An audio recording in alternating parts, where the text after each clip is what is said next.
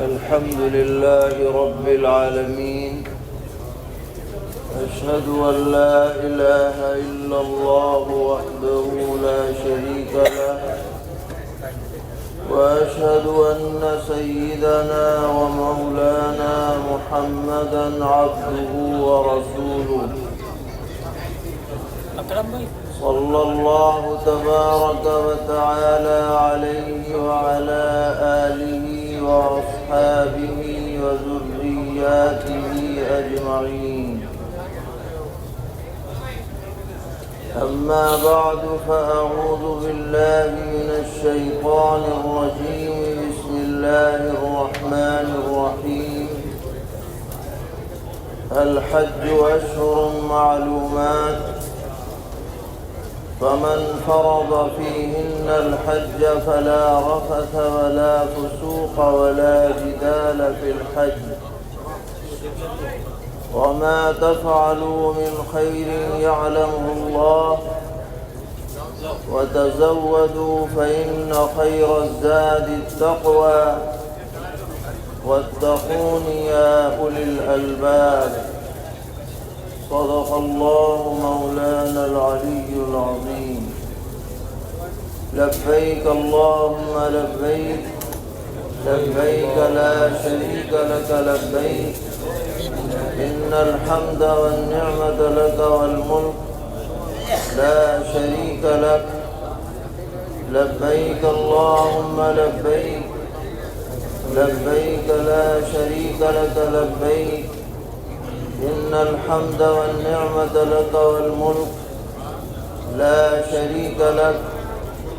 لبيك اللهم لبيك، لبيك لا شريك لك لبيك، إن الحمد والنعمة لك والملك لا شريك لك. محترم بھائیوں اور بزرگوں، یہ جو تلبیہ ہے یہ حج کا خاص ذکر ہے. ویسے تو آپ الحمدللہ سبحان اللہ کہیں بھی اور کبھی بھی پڑھ سکتے ہیں، لیکن یہ تلبیہ کے جو کلمات ہیں ان کے پڑھنے کا وقت مقرر ہے. جو آپ نے علماء سے سنا ہوگا کہ اگر عمرے کا احرام ہے تو احرام سے لے کر اور طواف شروع ہونے تک تلبیہ پڑھا جاتا ہے، اور جب حج کا احرام ہے تو احرام باندھنے کے بعد سے 10 تاریخ کو جمرہ عقبہ کی رمی تک حاجی کی زبان پر بکثرت تلبیہ کے کلمات رہنے چاہیے. نمازوں کے بعد تلبیہ پڑھا جائے، اٹھتے بیٹھتے پڑھا جائے، اوپر کہیں جانا ہے تو پڑھا جائے، نیچے اتریں تو پڑھا جائے، کسی سے ملاقات ہو تو پڑھا جائے. کثرت سے زبان پر تلبیہ رہنا چاہیے. مردوں کی آواز بلند ہو اور عورتوں کی آواز آہستہ ہو. سرور عالم صلی اللہ تعالی علیہ وسلم نے فرمایا کہ جب حاجی یا عمرہ کرنے والا تلبیہ پڑھتا ہے تو اس کے دائیں جانب دنیا کے ختم ہونے تک اور بائیں جانب دنیا کے ختم ہونے تک اللہ کی جتنی مخلوقات ہیں وہ سب اس کے ساتھ تلبیہ پڑھتی ہیں. ایک سما بن جاتا ہے تلبیہ کا. اس تصور کے ساتھ ہمیں تلبیہ پڑھنا چاہیے. اللہ تعالیٰ کو اس بندے پر بڑا پیار آتا ہے جو تلبیہ دل سے پڑھتا ہے. جیسے کوئی ماں اپنے بچے کو بلائے اور بچہ زبان پر یہ کہتے ہوئے آئے کہ امی میں آیا میں آیا میں آیا، تو ماں کی محبت میں اضافہ ہو جاتا ہے. کہ پیارا بچہ میرے آواز دینے پر میرے قریب آ رہا ہے، ایسے ہی جب بندے اللہ تعالیٰ کے دربار میں یہ صدا لگاتے ہوئے آتے ہیں کہ لبیک اللہم لبیک، میں حاضر ہوں اے اللہ، میں حاضر ہوں، لبیک لا شریک لک لبیک، میں حاضر ہوں، آپ کا کوئی ساجی اور شریک نہیں ہے، بس میں آ ہی گیا، میں پہنچ ہی گیا، میں للک کر اپنے رب کی طرف جا رہا ہوں۔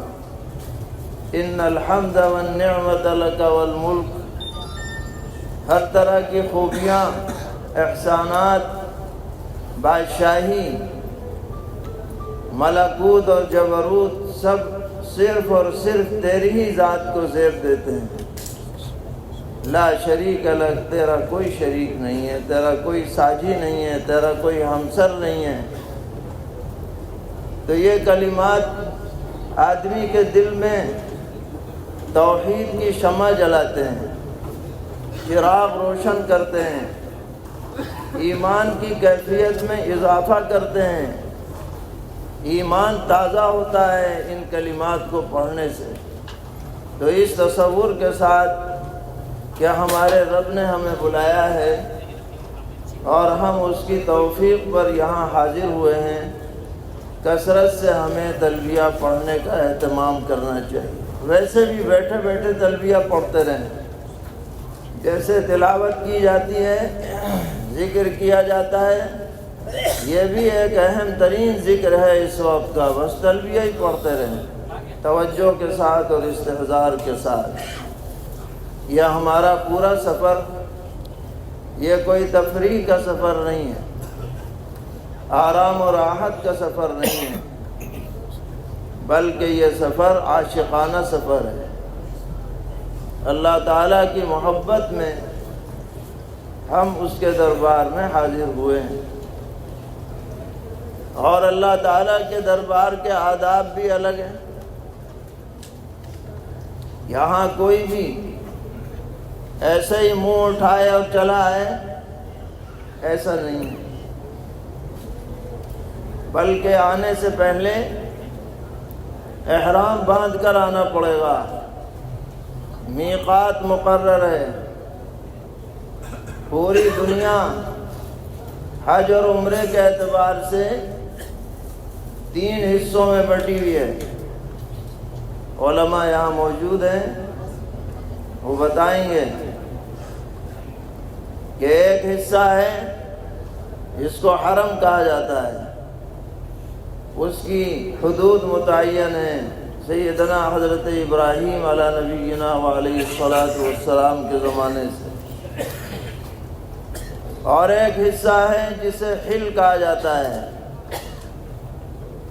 یعنی حرم اور میقات کے درمیان کا جو حصہ ہے وہ حل ہے۔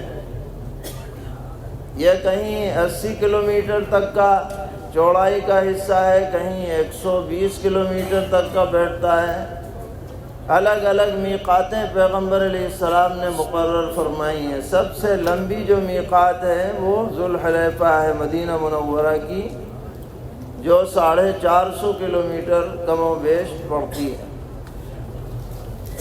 تو جو حصہ میقات اور حرم کے بیچ میں ہے وہ حل کہلاتا ہے، اور جو میقات سے باہر ہے پوری دنیا، وہ سب آفاق کہلاتی ہے، آفاق۔ اب کوئی آدمی آفاق سے، ہندوستان سے، پاکستان سے، امریکہ سے، افریقہ سے، ملیشیا سے، انڈونیشیا سے جب بھی حدود حرم میں آنے کا ارادہ کرے گا، اس پر لازم ہے کہ وہ میقات سے عمرہ یا حج کا احرام باندھ کر آئے۔ ایسے نہیں آ سکتا، کیونکہ شاہی دربار ہے، یہ احکم الحاکمین کا دربار ہے۔ اور احرام میں کیا ہے کہ مردوں کے لیے سلے ہوئے کپڑے اتروا دیے کہ اب تم 2 چادروں میں آ جاؤ، بس اپنی اوقات میں آ جاؤ۔ تم رب العالمین کے دربار میں حاضر ہونے جا رہے ہو، عاجزی کا اظہار کرو، تواضع کا اظہار کرو، اور ایک بندے کی طرح تمہیں حاضر ہونا ہے، چاہے تم اپنی جگہ کتنے بڑے لاٹ صاحب کیوں نہ ہو اور امیر کبیر کیوں نہ ہو، حتیٰ کہ بادشاہ کیوں نہ ہو، اس کے لیے بھی یہی حکم ہے جو عام لوگوں کے لیے، کیونکہ رب العالمین کے دربار میں سب بندے بہرحال بندے ہی ہیں، چاہے ہم انہیں کچھ بھی کہیں۔ تو احرام کی تمام پابندیوں کا اہتمام کرنا ضروری ہے رب العالمین کے دربار میں حاضری کے لیے۔ اب جب یہاں حاضر ہوئے احرام باندھ کر، تو جیسے کوئی عاشق اپنے معشوق کے ارد گرد چکر لگاتا ہے، ایسے ہی یہ محرم رب العالمین کے کعبہ مشرفہ کے ارد گرد چکر لگاتا ہے، اور اس چکر لگانے میں بھی اللہ تعالیٰ کی حمد و ثنا کرتا ہے۔ آپ نے علماء سے سنا ہوگا کہ طواف کے دوران سب سے افضل کیا ہے؟ سبحان اللہ والحمد للہ ولا الہ الا اللہ واللہ اکبر ولا حول ولا قوة الا باللہ العلی العظیم، یہ ملا لو تو اور اچھا ہے۔ گویا 100% صرف اور صرف رب العالمین کی طرف بندے کی توجہ ہے، جیسے کہ ایک عاشق کی توجہ اپنے محبوب کی طرف ہوتی ہے۔ اب دیکھیے حرم شریف میں ایک نماز پڑھنے کا ثواب 1,00,000 نمازوں کے برابر ہے۔ کتنی بڑی سعادت کی بات ہے۔ لیکن جب آدمی حج کا احرام باندھ لے تو اب اس کو کیا حکم ہے؟ مینا چلے جاؤ۔ اب کوئی یوں کہے کہ جی میرا تو جی بہت لگے، یہاں سب چلے گئے مینا، میں یہاں پہ کعبے میں طواف کروں گا، تو بتائیے آپ اسے اچھا کہیں گے یا محروم کہیں گے؟ کیا کہا جائے گا کہ یہ صحیح راستے پر نہیں ہے۔ عاشق ہونے کا تقاضا یہ ہے کہ محبوب نے جب جس وقت جو حکم دیا اس کو بجا لاؤ، یہ نہ دیکھو کہ 1,00,000 مل رہے ہیں یا 2,00,000 مل رہے ہیں یا 10,00,000 مل رہے ہیں۔ اب حکم یہ ہے کہ چلو مینا چلے جاؤ، اور مینا جا کر 8 تاریخ کو 5 نمازیں پڑھنی ہیں، ظہر، عصر، مغرب، عشاء اور 9 تاریخ کی فجر، اور کوئی کام نہیں ہے، یہاں 5 نمازیں پڑھنی ہیں۔ سوال یہ ہے کہ کیا ایسا بہتر نہ ہوتا کہ سب سے کہہ دیا جاتا کہ سیدھے عرفات ہی چلے جاؤ؟ یہاں اور تو کوئی عمل ہے نہیں، آج سب کو یہاں اکٹھا کرنا ہے۔ ہمارے نزدیک یہ سنت موقدہ ہے کہ اگر 20 لاکھ حاجی ہیں، 25 لاکھ حاجی ہیں، تو آج سب کے سب یہاں جمع ہو جائے۔ اس میں کیا حکمت ہے؟ حکمت یہ ہے کہ حج کا ماحول بنے گا، سب کے سب یکجا ہوں گے تو ایک ماحول بنے گا، ذہن بنے گا کہ اب عظیم عبادت ہم انجام دینے جا رہے ہیں، سب ایک جگہ اکٹھے ہو گئے۔ تو آج کا دن جو یوم الترویہ کہلاتا ہے، یہ حج کی ماحول سازی کا دن ہے۔ یہ وقت ہمارا حج کے لیے ذہنی طور پر تیاری کرنے کا وقت ہے۔ مذاکرہ کریں، اگلے جو ارکان مناسک ادا کرنے ہیں ان کا مذاکرہ آپس میں کریں، ایک دوسرے کو بتائیں، سمجھیں، سمجھائیں، تجربات سے فائدہ اٹھائیں۔ اس کے لیے نبی اکرم علیہ الصلاۃ والسلام نے حج سے پہلے مینا کا قیام تجویز فرمایا ہے۔ اس کے بعد ہم عرفات جاتے ہیں، کھلا میدان ہے، وسیع الشان میدان ہے۔ اب تو اس میں بڑے بڑے ماشاءاللہ خیمے لگ گئے، اے سی لگ گئے، پانی کا انتظام ہو گیا، سائے کا انتظام ہو گیا۔ ایک زمانہ تھا کہ وہاں ریت ہی رہتا، پانی مشکل سے ملتا تھا، سائے کو لوگ ترستے تھے۔ شکر ادا کیجئے کہ اللہ تعالیٰ نے ہمیں ایسا زمانہ عطا فرمایا جس میں ہمارے لیے عرفات میں بھی آرام و راحت کے انتظامات ہو گئے ہیں۔ اللہ تعالیٰ ان نعمتوں کی قدر دانی کی ہمیں توفیق عطا فرمائے۔ عرفات میں چلے گئے، سب جمع ہو گئے لاکھوں کی تعداد میں، اور سب کی زبانوں پر کیا ہے؟ لبیک اللہم لبیک، لبیک لا شریک لک لبیک، ان الحمد والنعمت لک والملک لا شریک لک۔ اور دعائے عرفہ ہے لا الہ الا اللہ وحدہ لا شریک لہ، لہ الملک ولہ الحمد یحیی ویمیت وہو علی کل شیء قدیر۔ دعاؤں کے لیے ہاتھ اٹھے ہوئے ہیں، آنکھوں سے آنسو روا ہیں، دل میں ندامت ہے، شرمندگی ہے، گزشتہ زندگی کی کوتاہیوں پر پشیمانی کا اظہار ہے۔ اللہ تعالیٰ کو ان بندوں پر بڑا پیار آتا ہے۔ سرور عالم صلی اللہ تعالی علیہ وسلم نے فرمایا کہ شیطان سب سے زیادہ ذلیل ہوتا ہے عرفے کے دن، جب دیکھتا ہے کہ اس آدمی پر 70 سال محنت کی، 80 سال محنت کی، لو یہ بھی بخشا گیا، یہ آ گیا حج کرنے، عرفے میں آ گیا، اللہ نے اسے بھی بخش دیا، ساری محنت اکارت ہو گئی، بڑا ذلیل ہوتا ہے۔ اللہ تعالیٰ وہ موقع ہمیں عطا فرمانے والے ہیں،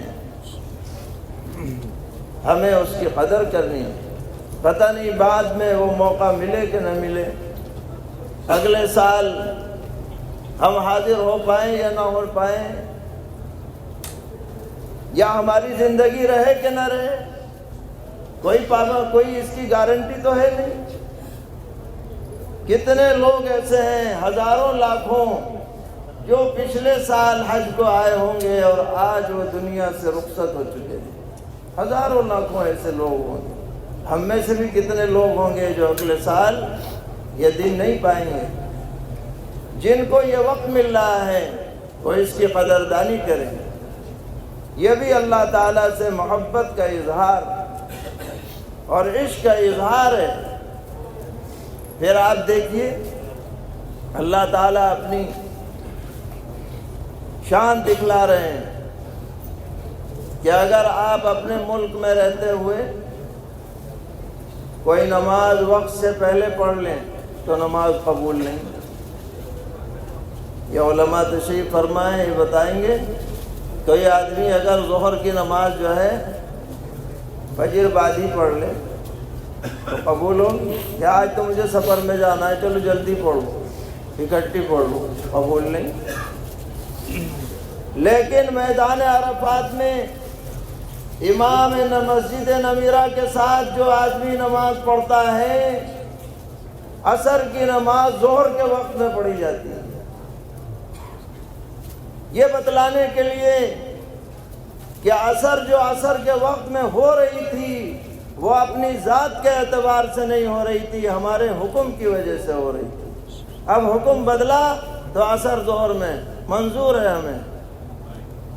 ہمیں مقبول ہے۔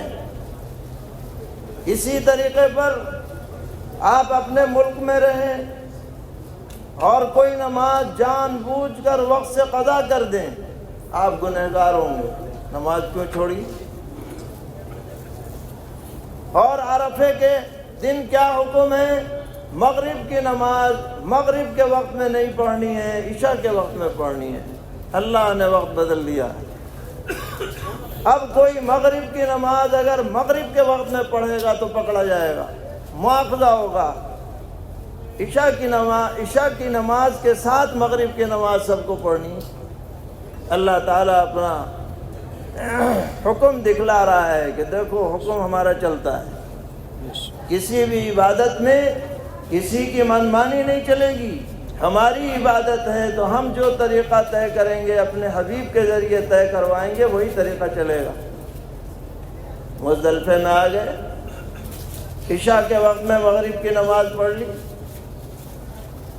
اور پھر 10 تاریخ کو صبح کو فجر کے بعد مزدلفے کا وقوف ہے، جو ہمارے احناف کے نزدیک واجب ہے۔ کوئی صاحب بھی، کوئی آدمی لاکھ کہے کہ رات میں چلو مینا چلنا ہے، ہو گیا آدھی رات ہو گئی، چلو چلو، آپ کو نہیں جانا ہے، کیونکہ آپ کا واجب چھٹ جائے گا، اور بلا عذر واجب چھٹے گا تو دم واجب ہو جائے گا۔ ایسا کام نہیں کرنا ہے جس سے دم واجب ہو۔ 10 تاریخ کو وقوف مزدلفے کا وقت فجر کے بعد سے لے کے اشراق کے وقت تک ہے۔ اس درمیان میں ہمیں کچھ نہ کچھ مزدلفے میں رہنا ہی رہنا ہے، اور اس کے بعد پھر 10 تاریخ کو 3 کام ترتیب سے کرنے ہیں۔ پہلا کام جمر عقبہ کی رمی، اور دوسرا قربانی، اور تیسرا حلق یا عورتوں کے لیے قصر۔ اور آپ طواف زیارت 10، 11، 12 تینوں دن کبھی بھی کر سکتے ہیں، احرام کی حالت میں بھی کر سکتے ہیں، لیکن بہتر یہ ہے کہ حلق کرا کے نہا دھو کر کپڑے بدل کے خوشبو لگا کر پھر رب العالمین کے دربار میں حاضر ہو، جلد بازی نہ کریں۔ الغرض یہ پورا سفر جو ہے عشق و محبت کا سفر ہے، اس میں آدمی کو تابع داری کرنی ہے، فرما برداری کرنی ہے، اپنی نہیں چلانی۔